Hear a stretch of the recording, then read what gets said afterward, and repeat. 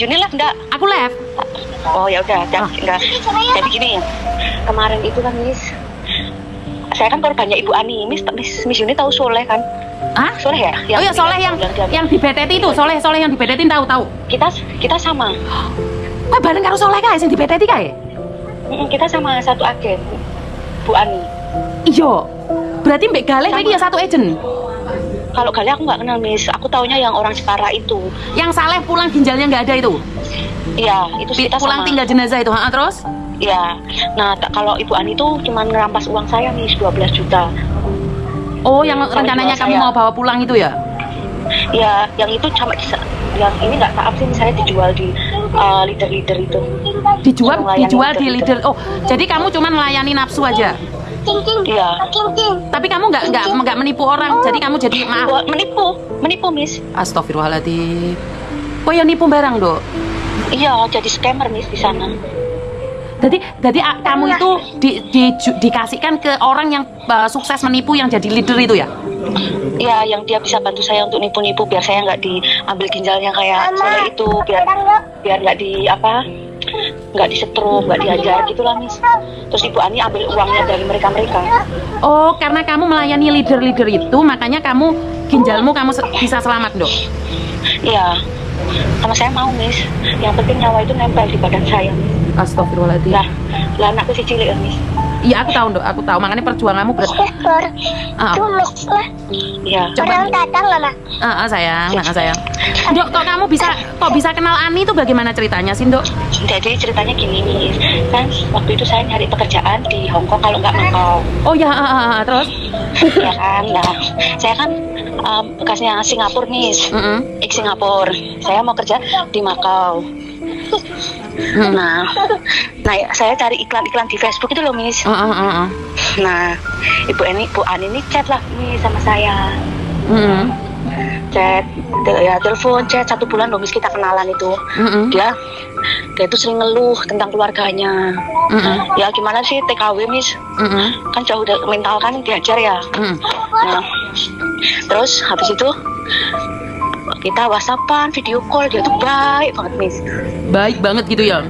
Baik, nggak ada tampang-tampang menipu itu Miss. Pertama kerja itu ditawarin di Thailand karena dia punya restoran di Kamboja kan Miss. Oke, Nah, terus habis itu di Kamboja, dia punya restoran di Kamboja tapi bukan Thailand. Waktu itu tapi saya ditawarin restoran di Thailand. Terus? Nah, terus habis itu setelah satu minggu sebelum berangkat itu baru dipindah wih kayak mana kalau kamu kerja di restoranku aja, orderan banyak banget tuh, gitu kan Miss. Lah. Nah, habis itu dibeliin lah tiket sama dia di Malaysia, Jogja Malaysia. Habis Jogja Malaysia tuh nginep Miss, terus tiket ke Ho Chi Minh. Ho Chi Minh Vietnam. Nah, setelah itu dijemput naik mobil sampai Pulau Miss. Aku nggak kenal itu.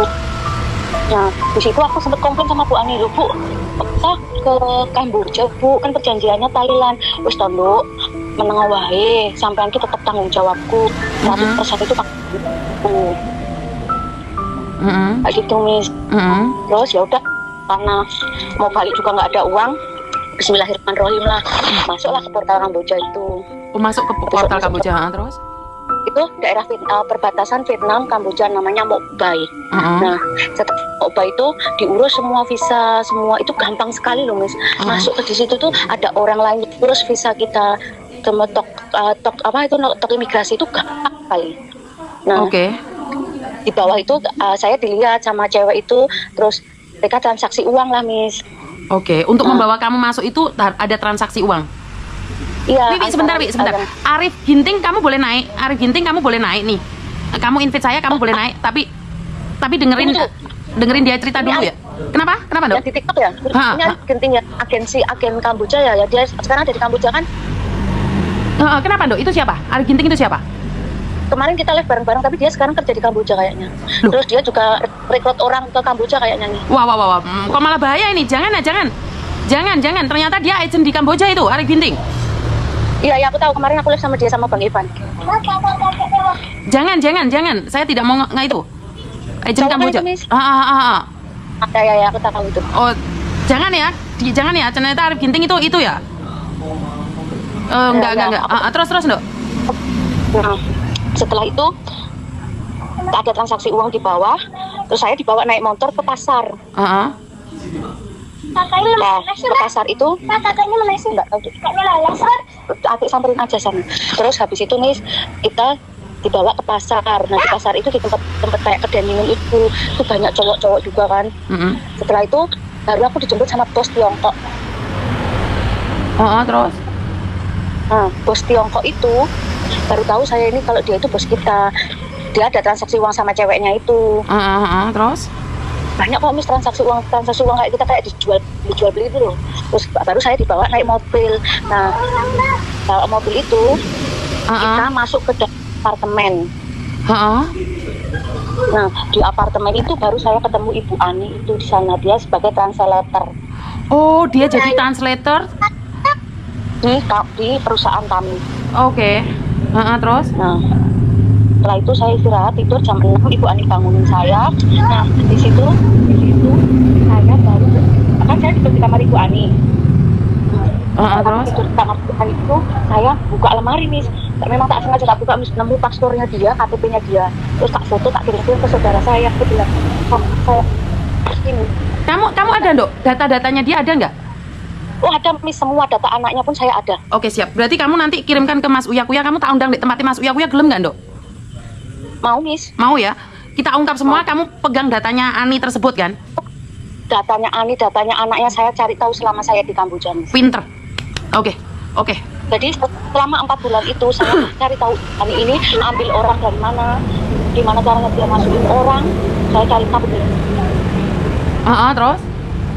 Datanya dia, paspornya dia, apapun tentang dia, tak cari tahu semuanya. Nah setelah saya cari tahu ini mis, ternyata dia itu mafia di Macau. Jadi dia itu dulu itu punya kayak pengiriman uang gitu loh mis.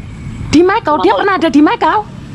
Dia kasus mis, Yuni kan tak kirimin fotonya itu. Iya, tapi kan saya nggak begitu paham. Berarti Bu Ani ini kasus di Macau juga sekarang jadi translatornya di Kamboja. Iya, jadi dia itu pernah bermasalah di Taiwan. Setelah bermasalah di Taiwan itu dia bikin dokumen palsu untuk pergi ke Macau. Nah di Macau itu dia ngadain lisan, terus itu apa kayak kirim-kirim uang itu loh mis. Oke Dok, kamu harus berhati-hati karena saya akan ngasih kontaknya Mas Uya Kuya ke kamu. Tapi datanya Ani kamu kirimkan ke saya. Oh, saya kirimkan semua mis, dari data anaknya, nomornya anaknya semua saya kirimin ke Mas Juni abis ini. Jadi nanti saya infokan ke Mas Uya Kuya. Tapi Dok sebentar, kamu tahu Arif Ginting itu kalau juga agen penyalur orang ke Kamboja dari mana Dok? Kan ceritanya malam-malam itu kita live, dia masuk ke tempat Bang Ivan. Nah Bang Ivan tuh kenal ini orang ini suka bawa orang ke Kamboja ini gitu. Dia kan kerja di scammer di Kamboja. Arif Ginting juga kerja di scammer? Iya, tapi dia bilang kalau dia aman-aman aja di Kamboja. Iya kan dia dapat target, dia kan selalu udah bawa kepala. Ya kayak kamu itu akhirnya kamu ditompai wong oke Dok, karena kamu ingin menyelamatkan ginjalmu, nyawamu. Akhirnya kan kamu nggak ada harganya di depan orang laki-laki Dok. Bener nggak sayang? Kayak gitu. Ya, terus Ibu Ani itu mis, dia itu ngambil uang kayak biar dipinjemin uang orang-orang itu loh mis. Masa Allah, jadi uang disekso duit dicukup Mbak Bu Ani mau? Ya Ibu Ani itu udah nggak ada hati mis. Astagfirullah. Saya ajak. Astagfirullah. Ani mis, sampai orang-orang tuh pada itu loh mis. Indonesia itu nggak bisa ngambil Ani ini atau keluarganya maaf ya, anak-anak itu semua. Orang mana? Anak-anaknya kan jadi pegawai bank, jadi bidan, kerja di Australia, enak loh mis anaknya itu dimintain pertanggungjawaban, nggak peduli.